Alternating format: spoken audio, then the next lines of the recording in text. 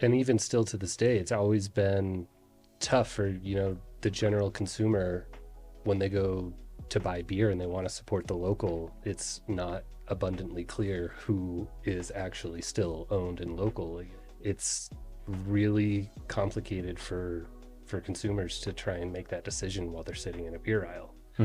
Yeah, the grocery store, you can't tell. No, you definitely can't tell. It was a difficult business decision, but we had to choose one, and the choice was Salt Lake City. And like since then, we've pulled out of like many markets in like the Midwest and on the East Coast, really to bring that focus back home, back to where we started. All right, Clay and Clue, Yeah. welcome Hello. to the program. Thanks for having us. Yeah, thanks for coming out on this snowy day and holiday. We're getting finally some snow on the ground and snow in the mountains. So you guys are from Epic, and I think first of all, I'd like to hear, I think mostly from you, Clue, and your name's Ryan Clue, and your name's Clay Turnbow. Yeah. You're the head brewer at Epic, and you're the Head of- sales sales manager. Yeah. Let's go into, first of all, like, how did Epic come about? I mean, my personal memory of Epic was High Point beers started to get real popular, I think because you would get full on 3.2 beer before you would get buzzed. And when like Spiral Jetty came out, that was like, you could drink one of those and you'd just be golden. And it was just such a good, crisp, amazing beer. But what brought the owners of Epic into the market? What made them want to invest in Epic? How did it get started? So our owners, Dave Cole and Peter Ericson, are both from Southern California, which had a great craft beer scene through the even late 80s into the 90s. And so they were really familiar with craft beer. They lived in Utah working on the Great Salt Lake in the brine shrimp industry. And you guys remember when we had to have memberships to go into bars and that whole thing back in the early 2000s? So when they got rid of that rule, they also made a rule that if you brewed beer or wine or liquor, you could sell it from the brewery or from the distillery, and you wouldn't have to sell it to the liquor store. So And what year was that? Do you remember? like around maybe 2009-ish. Okay, that's when that happened, maybe very 2008, 2009. yeah, that was groundbreaking. Groundbreaking. You didn't have that was membership huge. at bars, but it was a new thing, and it was like not really like talked about, but it's cool because you could sell beer or liquor, and you wouldn't have to sell it through the UDABC. You could handle it through the entire process. So it was because of that law that Dave and Peter saw an opportunity to brew craft beer and to be able to handle it and not send it to the warm, UDABC warehouse and be able to have like, this new product here in Utah. And it was actually Epic opened around the same time as High West too. And it was kind of on the same idea that Yeah. High West could, have their liquor and they could handle it the entire time. They didn't have to sell it through the UDABC. And that is kind of the idea where Epic was born. And it's kind of crazy thinking back before Epic, because it was before like Hop Rising was a beer. I believe it was before even El Fino was a beer. Like there weren't many like full strength beers that you can get at the liquor stores. And Epic came in with these full strength beers, and it was fast. Like things like kicked off big, and then I think like all these other breweries around town like started stepping up their game, and there's all this like classic like full strength beers in Utah now. Yeah. And it was not only the full strength, but like the full bottle size. And the 22-ounce bottles. Yeah, it was like you could buy, man, if I remember right, one Spiral Jetty for like about $2. And was that about right? And Yeah, I think me and my I think roommates it used to maybe, gosh, what was it, $1.99 for a Spiral Jetty? yeah, Like, and it was like, gosh, you could get the 22-ounce Spiral Jetty for $2, or a 6-pack of Pabst yeah. for $4 or $5. It's like, and you're not gonna get a buzz going from the Pabst, but you will from the Spiral Jetty. It was just like a no-brainer. Yeah. And trends come to Utah late sometimes too. Like there's been beer like that, in California and places in the Midwest and the East Coast. And it was cool. Like Dave and Peter like brought that to Utah. and they just dialed it in. Yeah. And so going from brine shrimping to beer, how did that transition work? Did they just study the craft beer industry? Did they know who they wanted to hire on as their head brewer? Like, how did they do that? So, I mean, Dave and Peter aren't brewers by trade. They hired a brewer. Our original brewer was Kevin Crompton. He'd worked for a bunch of breweries around Salt Lake City before, where he'd worked at Uinta, he'd worked at Bohemian, maybe even for Squatters Wasatch also. Squatters Wasatch. Yeah, and Kevin's awesome. Really smart guy, like really innovative, like wanted to bring these like European beer styles and these like kind of new budding like American like IPA kind of like beer styles. And he was the man for the job, and he was awesome. Yeah. All right. So as the market share was going more and more to craft breweries and more people were wanting to buy local beer, support local breweries, you began to see a shift in the, I guess, big equity and big capital was wanting to move in and just buy up breweries and own those brands. And we saw Squatters Wasatch, that was a little bit later in the game, get bought out, but you just saw big money entering into the market. Did you see a noticeable change in the market at that time? The biggest change for us, and Clay, I mean, I wonder if you agree with this. I bet you do. So these breweries started getting bought out. I remember Budweiser bought a bunch of breweries, and like 10 Barrel was one of them that they bought. And they did a pretty good job at hiding it from the general public that they actually own the brewery. And like people in the know, like us, like people in craft beer, wanted to like boycott 10 Barrel. They're like, no, like, and I had this imagination that 10 Barrel is being brewed in these massive tanks at the Budweiser facility, and everything's like totally different. And the product was still fine, but it probably wasn't as good, as it had always been. But that was my initial thing. I wanted to spread the word. I wanted everyone to know, like, hey, this isn't like craft beer anymore. Like, you guys don't want to drink Budweiser? Well, don't drink this stuff either, because Budweiser, is trying to get in on it. And yeah, Dave and Peter, they could speak to this much better than I could. But yeah, obviously, like Epic never sold. We're still independently owned, and I never saw details, but I know that there were offers, and they were like really strong at wanting to keep it independent, which is really cool. Yeah. But yeah, Clay, what do you think about that? Yeah, I totally agree. I think, and even still to this day, it's always been tough for, the general consumer when they go to buy beer and they want to support the local. It's not abundantly clear who is actually still owned and local. The Brewers Association does a decent job of trying to highlight stuff like this. Yeah. But it's never, like, ever since, whatever it was when, craft beer took a huge market share and venture capitalists saw a huge opportunity, it's really complicated for consumers to try and make that decision while they're sitting in a beer aisle. Mm-hmm. Yeah, the grocery store, you can't tell. No, you definitely can't tell. And InBev has something like, 200, 300 labels now. Yeah. They just gobbled them up. They just thought, okay, you like that, we'll buy it. And, the former owners will be happy because they'll get big checks for $5-10 million. Yeah.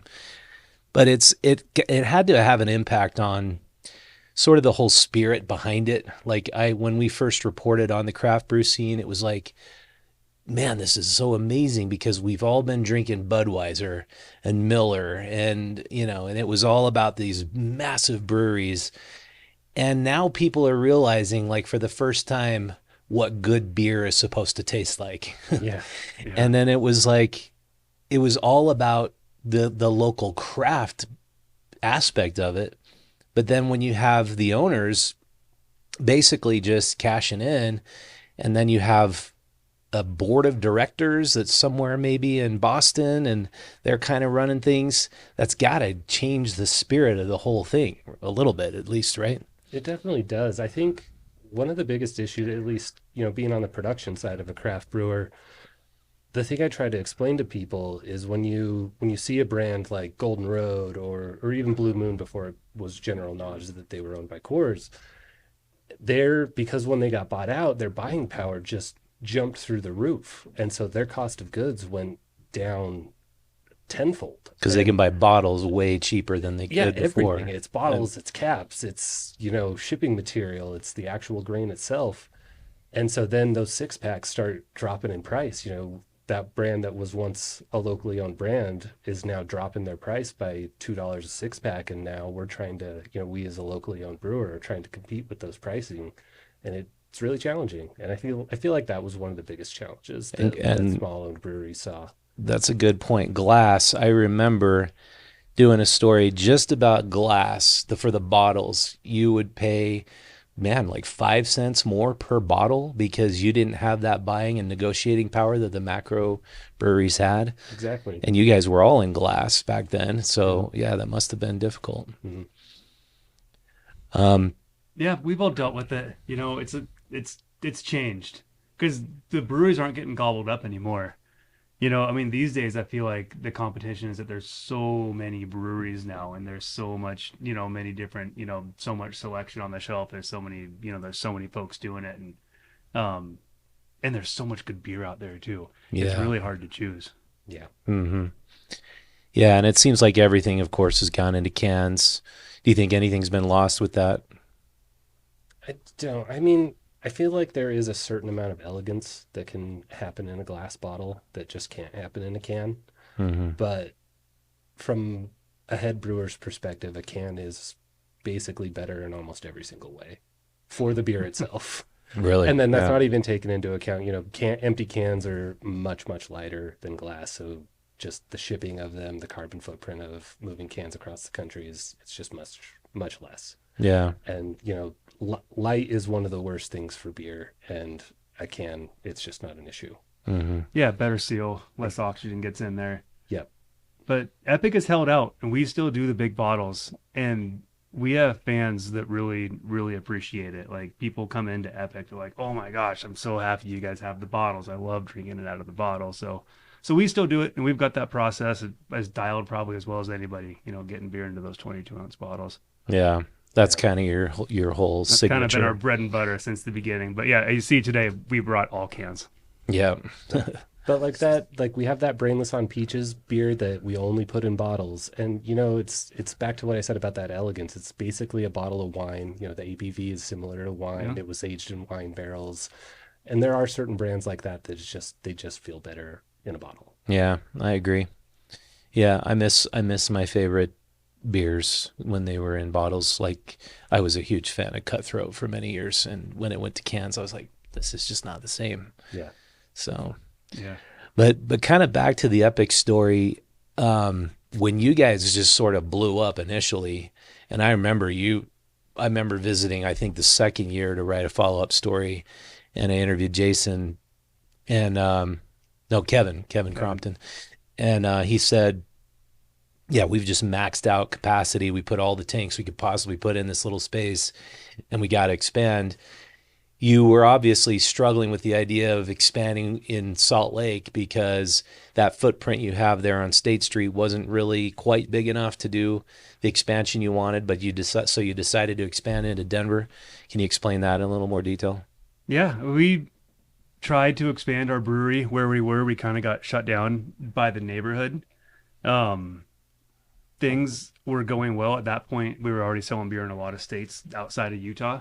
Things were going well in Colorado. There was an opportunity, for a piece of property in Colorado. And yeah, Dave and Peter made the decision to expand to Colorado. And, Epic wouldn't be what it is now if it wasn't for that expansion to Colorado. Like, it was a cool thing. And you've been to the brewery out there. Yeah, the old I went brewery just out a there. couple of years after it opened, and saw that whole River North area Yeah. where there was like 40 breweries Yeah. within Well, Epic was 2 one miles. of the first. Epic was the second. There was actually one brewery in there. It was like the only business in the River North, kind of like when Epic moved in, Black Shirt Brewing. But Epic was the second, and now it's like the hippest neighborhood in town. Like, it's a pretty neat place. Yeah. And you did that because you could be in and amongst the most, I guess, one of the most exciting beer scenes in the whole Western United States. Yeah. And that's where you could just feel all that. We were able to hold events at our tap room that you could never have in Utah, and do things like that. There was something we did for a while because obviously you're not allowed to give away free beer in Utah. So if you showed up at Denver Brewery and flashed a Utah ID, the first pint was on the house. Something you can do in Colorado. Oh, really? It was like kind of a cool thing. Nice. And why didn't that brewery work out? We're talking about changes in craft beer, big companies buying up breweries, like so much like beer competition. and COVID was a part of it. But things had changed to the point where Epic wasn't making enough beer. Epic wasn't selling enough beer to support both breweries, and it was a difficult business decision. But we had to choose one, and the choice was Salt Lake City. I mean, this is where we started. We felt like this was, I don't know, more of a stable craft beer community. To be honest, we kind of like it better here. I don't know, the skiing's better here. Yeah. And don't have to drive so far to ski. yeah, it was a tough decision, but we chose Utah. And now the focus, it's been 2 years now. It's been 2 years and like a month since we closed the Denver brewery. And the focus of Epic now is like really supporting Salt Lake City and like supporting Utah. And like since then, we've pulled out of like many markets in like the Midwest and on the East Coast, really to bring that focus back home, back to where we started. Yeah, and it seems like there's been an overall shift in, I would guess I would say alcohol consumption in general. Like a lot of people have just, I guess, we're just not drinking as much craft beer, and a lot of people have gone to seltzers and medical cannabis, recreational cannabis. It seems like the whole beer drinking scene has changed quite a bit. Non-alcoholic beer is a big deal now. Really? It was not a few years ago. Yeah. And so have you guys changed and adapted to that whole trend? Did you guys ever come out with a seltzer, or do you just feel like making beer is your bread and butter and that's what you're going to stick with? We've adapted a little bit. We've made a few things. We had a seltzer line that we didn't really put a whole lot into, and it's not there anymore, but we have a hard coconut water product, which is very popular for us locally. And then we have a line of kind of like faux craft cocktails that are 5% that you can sell in grocery stores. And those have also been like very successful for us. So they're super tasty. So we have a margarita, a Moscow Mule, and a Cosmopolitan. Oh, I got to try those. Yeah, they're super tasty. Yeah, we put some good R&D into coming up with those recipes. So essentially, it's like the Moscow Mule, but it's not with vodka. We have like a sugar-based, cane sugar-based base for the alcohol. Yeah, but they're fun. They're cool. It's kind of like drinking like a diet Moscow Mule. How about you? Have you changed some of your recipes to adapt to the new beer consumer? Yeah, well, I mean, I definitely had to, gain an understanding for, the seltzer community and those products. While we don't necessarily advertise those, cocktails in a can as seltzers, they're very similar, and the recipe profiles have to be so it's very exciting to kind of learn something new. And the trends are definitely changing. We're seeing a lot of people more concerned about the amount of alcohol they're drinking, but also the carbs, and also the gluten-free crowd seems to be growing and growing too. Mm-hmm. And those seltzer bases are a great tool and kind of just a blank canvas to try and incorporate new flavors. And that's kind of what was the inspiration for doing these these canned cocktail inspired series. But it's just kind of a new challenge, and you kind of adapt or die. That's essentially you know what I mean? So, I mean, we still love making beer. Yeah, we're not fully adapting. I mean, what's fun, like what Clay likes to do is like making the best beer possible. And that's like these beers that we brought today, we can get to that. But these two beers right here are like really an example of that. Like both of these beers, Clay, we came to me from the sales side, and we're just like, we don't care how much it costs. Like, make something awesome. This is really good. I haven't tried this yet, and this is what is this called? Just a small batch series. So the idea behind these small batch series labels is something that is, if myself or another one of the brewers, or if Clue has some crazy idea we've never done before, we've got these small batch series labels that we can just throw something fun and unique in them. And lately we've been doing a lot of fun IPAs. And so the one you're currently drinking is called Pineapple Express. Yeah, it's really definitely pineapple-y and citrusy. Good. Yeah, how many pounds of pineapple? It was hundreds of pounds of pineapple, to the point that it was a pound of pineapple per gallon of beer. No kidding. It was a ridiculous amount of pineapple. And like Clue said, the idea with this was no restrictions. Whatever I want to put in this beer, let's put in this beer to make it as amazing as possible. Yeah. And we'll release it at our tap room, and try and get people to come down and Yeah. have something exciting for people to come down and talk about and try. Yeah, you can just get it at our tap room, handful of bars around town. You know, they can come in and pick it up, but like that's it. You know, that's where you can get this beer. Yeah, that's awesome.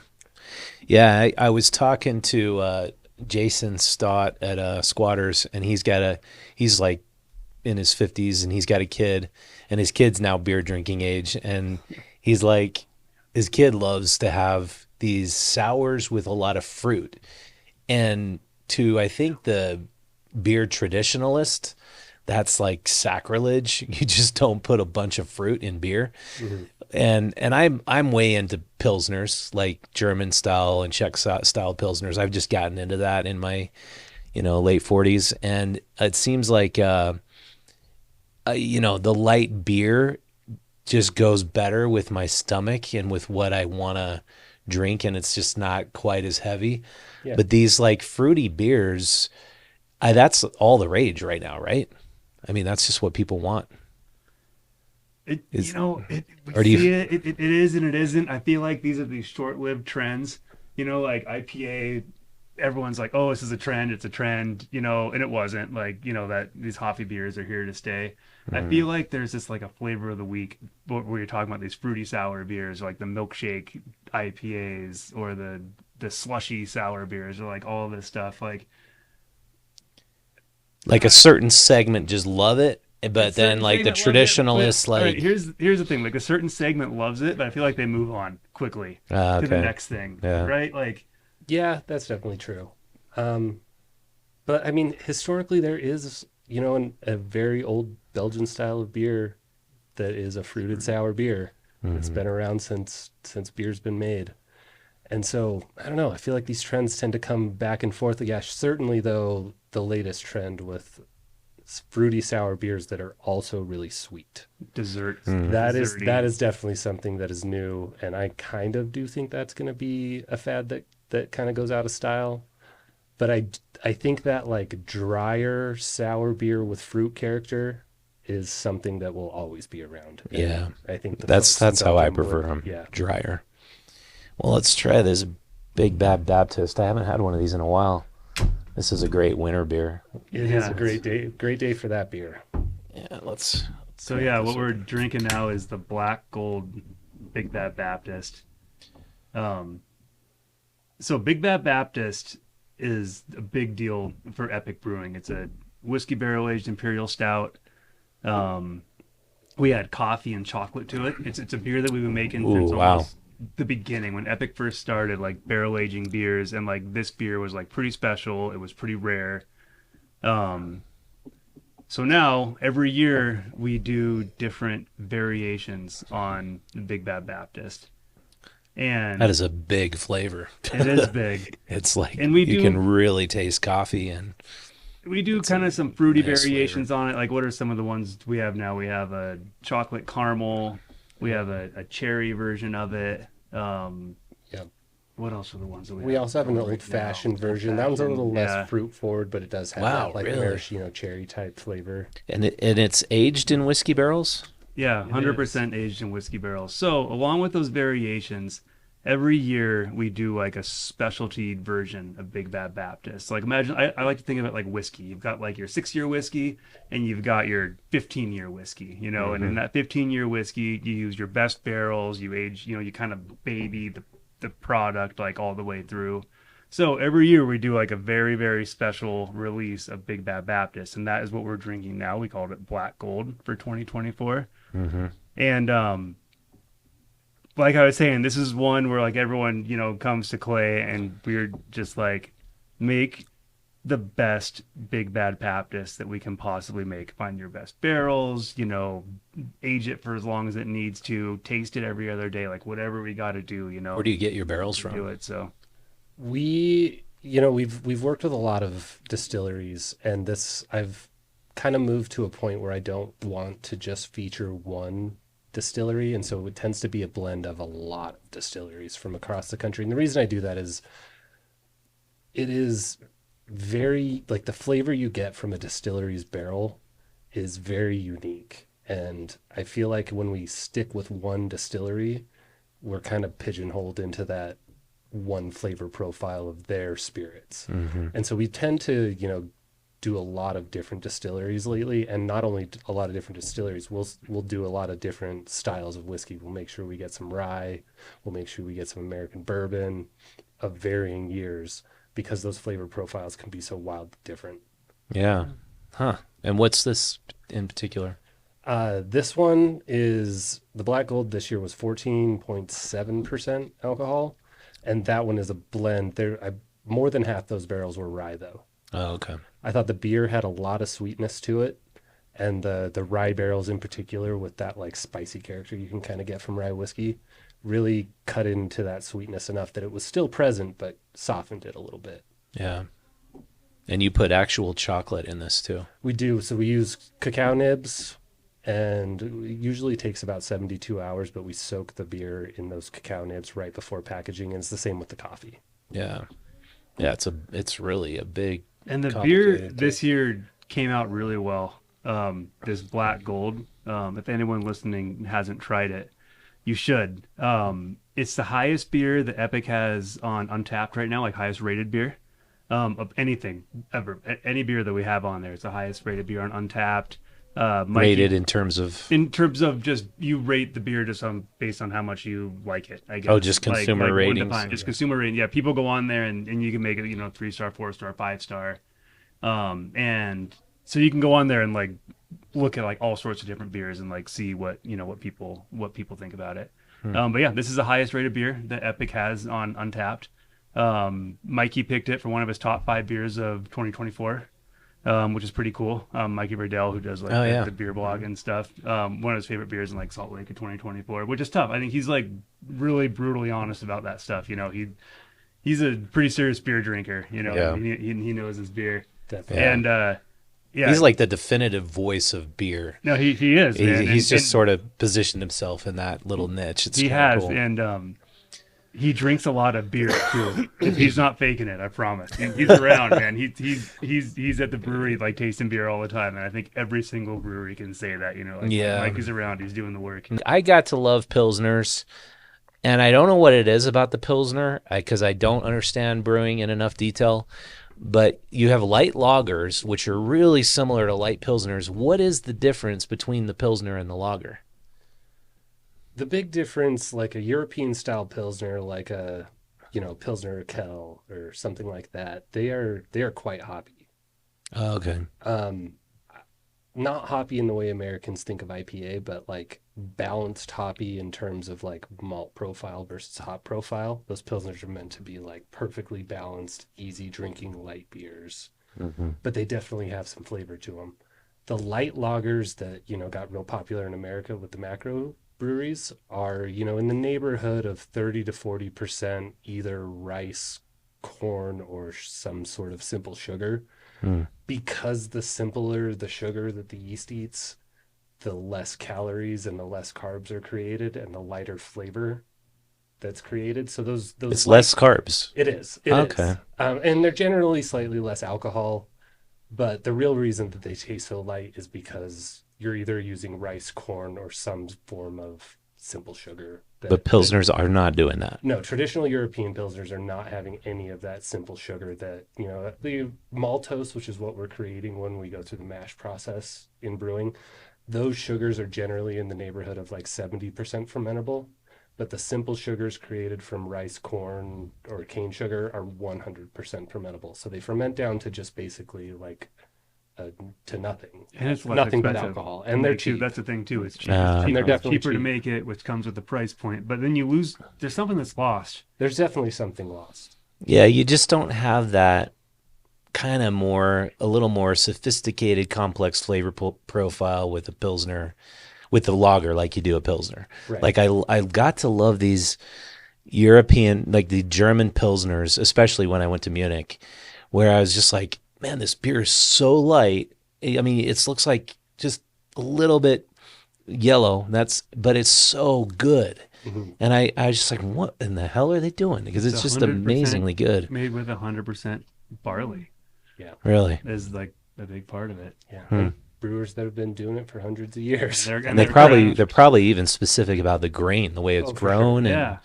And, Where the grain's grown, it's like wine, and their craft is refined. Yeah. Like they're really good at making it. Yeah, you were talking about what beer is supposed to taste like. I think maybe as you get to be an older beer consumer, you kind of want to know, like, where did this flavor come from, and what is like the purest beer you can drink. Yeah, right. It came from Belgium and Germany and Czechoslovakia like hundreds of years ago. And they developed it for hundreds and hundreds of years. But you were talking about that like English beer. Just talk about that again.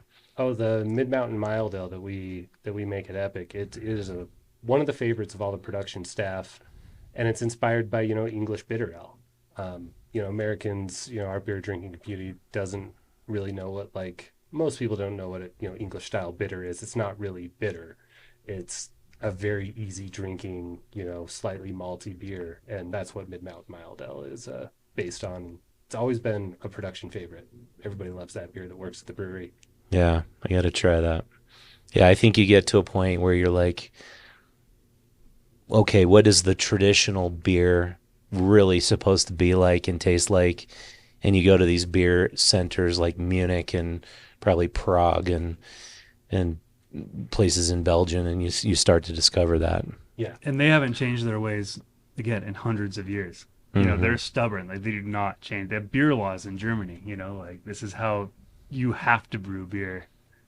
Maybe they don't. Maybe they don't do it anymore. But some breweries. The Reinheitsgebot. The Reinheitsgebot, whatever. Yeah. That's right. Let's put you in prison. You throw some cacao nibs in your beer. Yeah. That's like sacrilege, right? They wouldn't like that. But like, I mean, as a brewer, like if I go out of town and I stop into a brewery for the first time ever and I see a Pilsner on the board, I will order the Pilsner 100% of the time. Mm-hmm. And it's not only that it's like we've all talked about, it's a beer flavored beer. It's a beer that there's not a lot of flavor other than, what the brewers meant to happen. It's generally a good representation of how good those brewers are. And I always suggest that to anybody that goes to a brewery is try their Pilsner. Yeah. Good suggestion. Quickly decide if you like the brewery. Yep. And it's harder to make, right? Like you really need to be a very skilled craftsperson in making beer to do a really outstanding Pilsner, right? Well, it's not harder to make, right? It's just easier to screw it up. There's nowhere to hide. If you make the smallest of mistakes, it's noticeable. Yeah, that's the best way to describe it. It is hard to hide your screw ups in a Pilsner, and so this has just always been a good barometer of how well that brewery is doing with their processes. It's cool to see you guys have kept up the spirit of craft beer in Utah, kept it local. That you've kind of honored your local roots here and started here, and you can find your beers, I think, at every liquor store, right? Yeah, definitely. Yeah, and every liquor store, most grocery stores and places like that. We do some 5% beer, but mostly like Epic's focus is on the full strength beer that you need to get in a liquor store. Mm-hmm. And we try to keep the spirit up. I feel like we do. We've got a good crew at Epic right now. Definitely. And I think we try. I think we care. Like, people in the brewery, like around there, like it's just a fun place. I love driving that stretch of state because you can always smell your beers brewing. Yeah. And then going into that store, that's what I got to recommend to people listening. If you really want the full experience, go into the State Street store. What is it? 13 South 825 South. Oh, 825 South. I'm glad we clarified that. Yeah.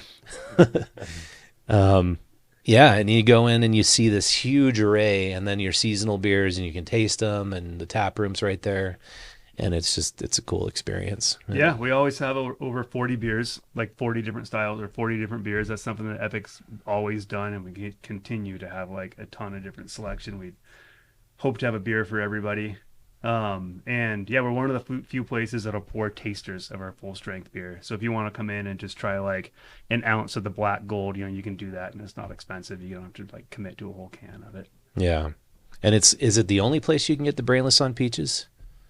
Or can you get that in liquor stores too? You can get the peaches in liquor stores. Yeah, because my wife does not like beers. You met her. She just doesn't like beer, but she loves Brainless on Peaches, and did I say it right? Yeah. Yeah, and she she likes Brainless on raspberries, so it's like that's one beer I can get her to drink, and otherwise she's just gonna drink wine and bubbly stuff. And We do brewery tours often, and a lot of the time, like someone will come in, like you, husband loves beer. The wife's like, "Oh, I don't drink beer," and I'm like, "Challenge accepted."